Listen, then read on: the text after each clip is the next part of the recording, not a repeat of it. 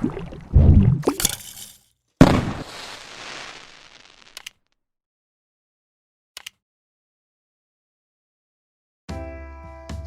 tak terurus dan hanya tinggal tulang, anjing liar ini sekarang menjadi lebih sehat dan menggemaskan.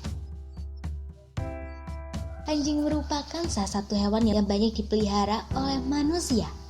Soalnya, hewan ini sangat setia dan bisa menghibur majikannya dengan berbagai tingkahnya yang lucu. Sayangnya banyak orang yang tidak siap menjadi pemilik anjing. Mereka malah berakhir menelantarkan peliharaan tersebut hingga mengalami kondisi fisik yang menyedihkan. Salah satunya adalah anjing yang berikut ini. Kala itu seorang wanita yang bernama Pia berkunjung ke Argentina untuk bertemu dengan temannya. Temannya tersebut bercerita bahwa ada seekor anjing liar dengan kondisi fisik mengenaskan yang sering berkeliaran di dekat rumahnya. Teman Pia itu meminta bantuannya untuk menangkap anjing tersebut. Ia pun bersedia karena dia memang seorang pecinta binatang. Akhirnya setelah mereka mencari kesana kemari, anjing itu ditemukan tergeletak di sebuah rumah temannya, di sebelah rumah temannya. Kondisinya begitu memprihatinkan, tubuhnya kurus kering yang tersisa hanya kulit dan tulang saja. Tubuhnya juga dipenuhi borok dan bulu-bulu di tubuhnya sudah rontok. Tatapan matanya yang kosong dan sepertinya sudah hidup cukup lama dalam kondisi seperti itu. Kondisi ini membuat Pia menangis karena tidak ada orang lain yang tergerak menolong anjing tersebut. Mereka akhirnya mengevakuasi anjing tersebut dan membawanya ke dokter hewan. Pia sempat khawatir kalau anjing itu tidak akan selamat lantaran kondisinya yang sangat parah. Tapi dokter mengatakan ada kemungkinan anjing ini akan selamat kalau dia bisa bertahan dalam beberapa minggu. Ia pun bertekad untuk membuat anjing ini sehat kembali.